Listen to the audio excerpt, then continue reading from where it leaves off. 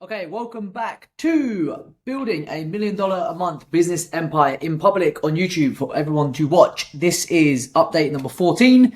It is the 14th of April, currently 10:15 at night in UAE, Dubai, on that side of it. So if you're new here, this is a daily series where we just do a check-in. I'm going to jump in now and show you what we cover on each day.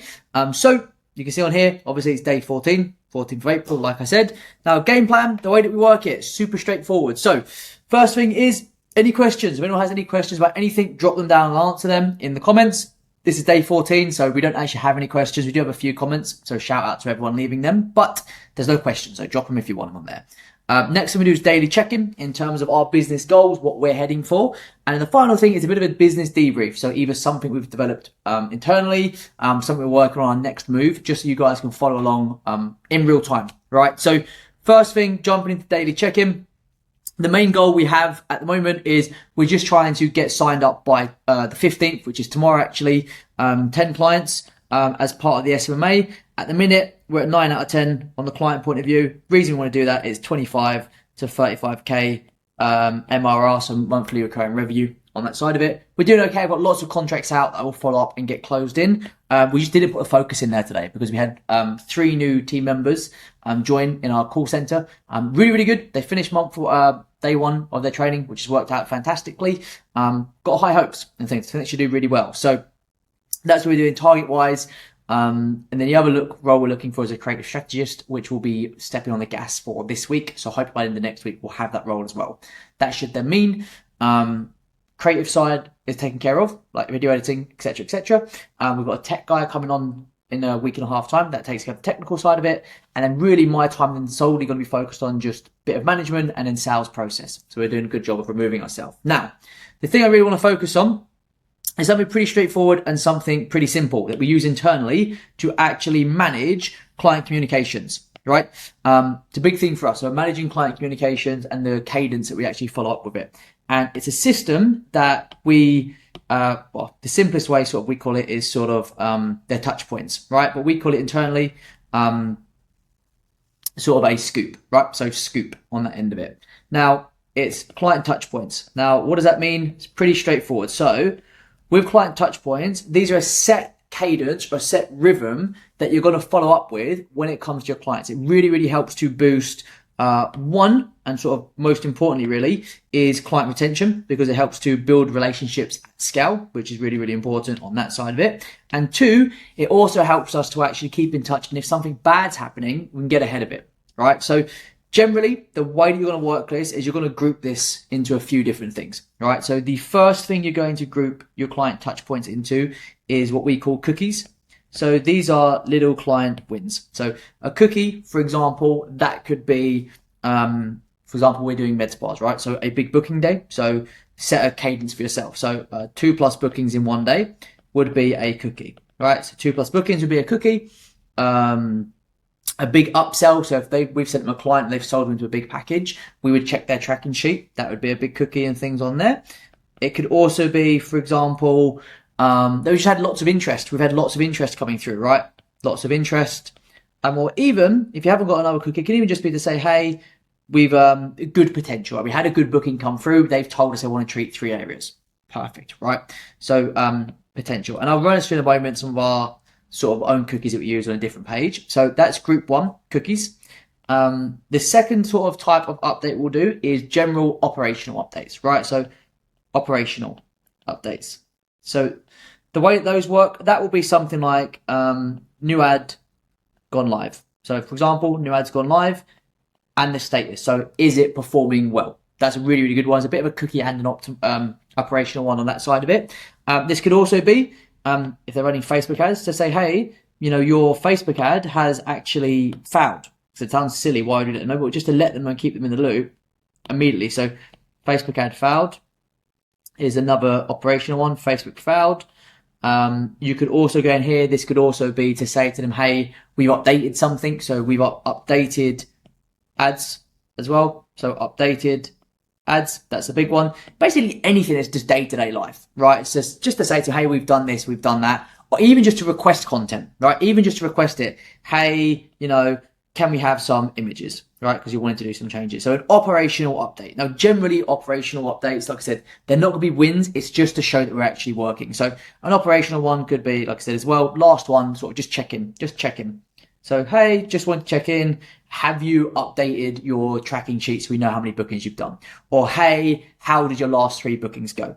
Those types of things. So those are operational updates. They're not like wins. They're just us keeping in contact and just making sure they know that we're working. Now, the final kind of touch point we have is almost like a code red touch point, right?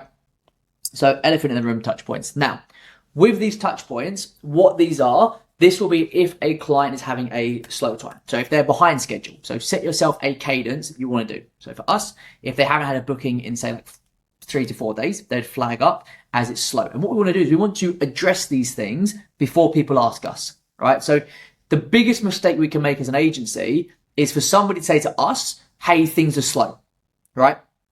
The reason that's so bad is that means they don't trust us to be on it because we haven't told them or we don't know. And say, hey, I haven't had any bookings this week. What's going on? Or it's looking slow. Have you got more things on the way? Do you think we need to change anything? All of these are signals to us that we aren't communicating enough with them. And you can never, ever over communicate with people if it's done right. You can over communicate if you're giving them shit. So we had this issue where we used to have our call center team. They'd be assigned to a client and they would give them daily updates. The problem is they didn't give a shit about it. And what would happen is they would just send generic, hey, got loads of leads. Hopefully we get some bookings. And if you're quiet, all of a sudden you start to piss people off and say, hey, it's quiet. Why are you telling me there's bookings all the time when I know there's not, right? So code red updates are we're addressing the elephant in the room. We know things are quiet and we want to make a change, right? So for example, this could be very, very simple. If it's quiet, it's saying to them, hey, I know it's quiet. We're working on X, Y, and Z. So just calling it out. That's the first thing, calling out. And then the second thing we need to do is give them what we're changing. So if it is a code red, it's a quiet, say, hey, things are quiet. We checked the adverts. We need new content, right? Can you get us this as soon as possible? Hey, things are quiet. We've checked in. We're struggling with availability because your diary doesn't have enough space. Can you get us more hours? More hours on that side. You basically, your code reds are, we just want to say to them, hey, we know it's quiet before they say it to us, right? And just say, hey, it could even be just a little bit of an update and say if it's normal. So if you're noticing, like for us, it's half term in the UK at the moment, so kids are off of school. It's quiet across the board sometimes. To say to them, half term, here's why it's quiet. Everyone's quiet, right? They just need to feel like we know something's wrong and we're not just leaving them to the side. We're proactively on it. So again, code red, you're going to have your own things on here. So if you're like in the home improvement space, you might say, hey, we're not getting leads. Lead costs have gone up. We need to get new leads in, and people are disqualifying because they aren't hitting the homeowner price. We need to adjust the qualification questions, whatever it might be. Now, these are the 3 touch points you really want to have in place to build a solid relationship with a client and to keep on it. Now, the thing is, the next step you need to do is we need to go through and we need to assign responsibility to each of these touch points and who's going to take care of them, right? Like I said, sit down. First step is to figure out what yours are going to be. So your cookies, what are your cookies? Like I said, a certain number of bookings in one day. If they've got a busy week coming up, checking it, they've got a busy week. Have they just done a big upsell? Have we got lots of leads coming in? Has a new ad we've launched worked really, really well? Whatever it might be. This is just like their dopamine hits for them to be buzzing. Second kind is your operational. Like I said, new ad gone live. Figure out for you, what are your operational changes you do internally? So for example, if you speak to your market manager and say, hey, has that advert gone live? And they say yes, let the client know. If you speak to somebody, say, hey, did you adjust the diary to give more availability? Yes, let the client know. Everything you do internally, you need to peel back a curtain for the client himself to actually see on that side of it. And then the final thing is your code reds. Again, figure out for you, what is code red? When do you start panicking? And you need to address this ahead of time before they start panicking. Yeah. So that's, like I said, that's step 1. Figure out what your touch points are relevant to your client. The next thing we want to do is have a look at, right? Super straightforward, super simple, is we need to assign responsibility. Now, the way that we do it, super easy. So we have a few different roles internally, right? When it comes to the client-facing side of it, it's pretty straightforward. Now, option number 1, when it comes to the client-facing side, is obviously, and everyone's going to guess this, a actual client success manager. So a CSM, right? Pretty straightforward. I guess you've already guessed that. So we'd put on here roles, yeah? And we would put on, right, so role number 1 is our CSM, or whatever you want to call them, account manager, client success partner, whatever you want. I don't really care. Just define who is your CSM for that particular thing. So if you're just starting out, your CSM can do all these touch points, right? You just need one touch point per day. As you're small, that might be fine. As you grow to 20, 30, 40, 50 clients, it's going to be hard for them to check in with everyone because they need that daily check-in each morning as a check-in, say, hey, I'm working, pretty much, right? So, like I said, role, I do CSM.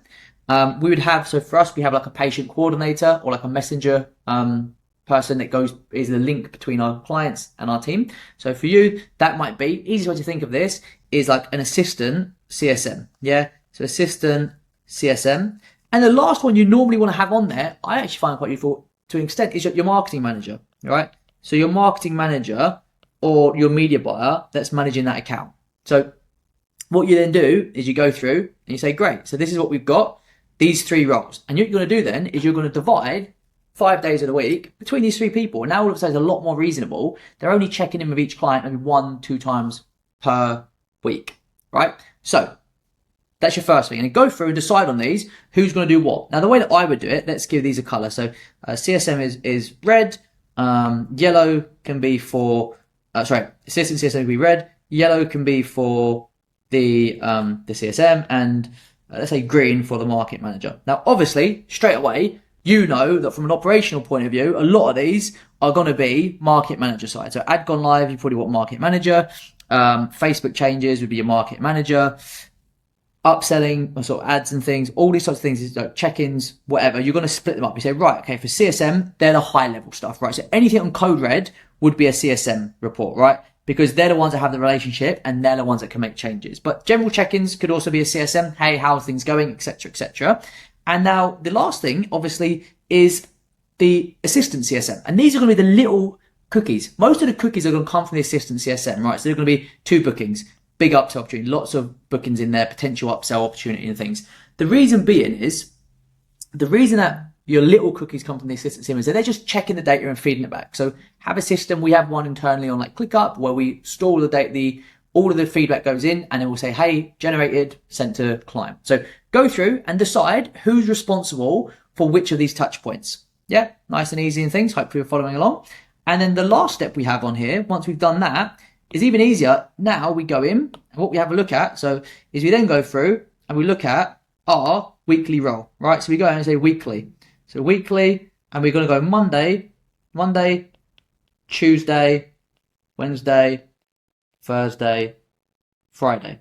And all you're going to do is you're going to assign to each of these, again, a person. So you might say assistant CSM is your duty to check in on a Monday, a Wednesday, and a Friday. Fine, for example. Then you're going to say, right, CSM, it's your job to check in on a Tuesday and a Thursday. And probably what I'd actually do it on here is then say Wednesday, you put in here for your market manager. So you're going to say to them basically, look, on these days and things, let's get this on here, fucking hell, it's here. So you say Monday, you're going to go in and you're going to give them a cookie, right? So cookie on a Monday. Tuesday, we want a CSM update so they can keep active. Wednesday is our operational update. So hey, we're making movements. Thursday, again, is on there. And then Friday, you'd have your assistant CSM in just to wish them a good week. Have a good week, have a good day, whatever the fuck it might be. Now, that's how I would structure it out. That way, each person is only managing a small part of the puzzle itself. And the final thing you want to do is set yourself some cadence. So for us, the way that we like to work it and things is we want to do at least per week, we're wanting a minimum, and we have this as a KPI, we have this as a target for the role itself. We want a minimum of per week. So we want 2+ cookies per week is our minimum. That's why she has 2 spaces for her on here. We want 1+ op change per week. Like I said, doesn't have to be that we've changed it. It could just be a check-in. Hey, ads are performing well. We're not going to make any tweaks, but just so they think it's being reviewed. And they're the main ones. And then code reds on that side of it are as and when. Now, if you roll this system out, like I said, so these are your KPIs. And like I said, you're assigning them. So the assistant manager is responsible for the cookies, but anyone can use a cookie. Assistant manager can use a cookie. The CSM can use a cookie. Even the operational change can be a cookie to an extent, because if they had a really good performance of the ads, the market manager can say, right? But the way you sort of want to have it on there is, like I said, think about this. Your assistant manager is your cookie giver. Your marketing manager is your operational updater in terms of the ad side of it. and your CSM is the big daddy. So they're doing cookies, they're doing operational changes, and also add updates if they need to on that side of it. But keeping that schedule will make things super easy when it comes down to it, because you're able to do it. And then what you can do as time goes on is for each of these, as you do them, you can go through and you can start to create template messages. So every single one of these, this is what we have internally, create a template for a big booking day template, a mistake template, or operational change template, whatever it might be. You just want to be communicating with your clients, minimum of 1 per day, ideally 2, 3, 4, 5 times per day. Even if it's just say, hey, you've got to reschedule, hey, keep you in the loop, have a good evening, whatever the fuck it might be. That's sort of the pace and the cadence that you want to go to from a touch point perspective. Like I said, if you implement this, it's absolute gold. And what you'll find is it saves people from leaving, because people only leave for 2 reasons. Yeah. So reason number 1 is your results are shit, right? So reason number 1 is your results are, guess what? Shit, right? Makes life hard. Not the only reason people leave. The other reason people leave are, actually, the 3 reasons. Other people leave are, they want to try something new. So they want new, right? Fine. And then the 3rd reason is they have no connection to you and things, and their business is closing down, right? Closing down. That's it. So closing down, we can't do anything about, right? They're closing their business down. What can we do about it? Results are shit. We need to improve them. But the biggest reason people leave is they have no connection. They want to try something new. So if we're doing all these updates, hey, we're changing this. Hey, we're doing a new creative. Hey, here, we need some content. Hey, we know things are slow. When people leave because results are shit, it's because they think you can't get better results, right? If they think that you're going and you're making your changes, they'll give you a lot more grace and a lot more leeway. Because if they think, right, I've tried out Amy's or like John's, I've tried out John's marketing company. They've been doing the same thing for the last 3 months. They're not getting results. Adam's just told me he's going to try some new technical way on how to do it. Fuck it, I'm going to try. Even if they're getting good results, they'll still leave because they say, do you know what, I want to try something new. Whereas if they think, right, do you know what? Whoever it was, Adam or John, or John's company, they're doing new stuff. They're on it. They're always changing. They will know about this. They'll start to ask you and say, hey, I had somebody approach me about X, Y, and Z. Is it a good idea? Because you're always making the changes.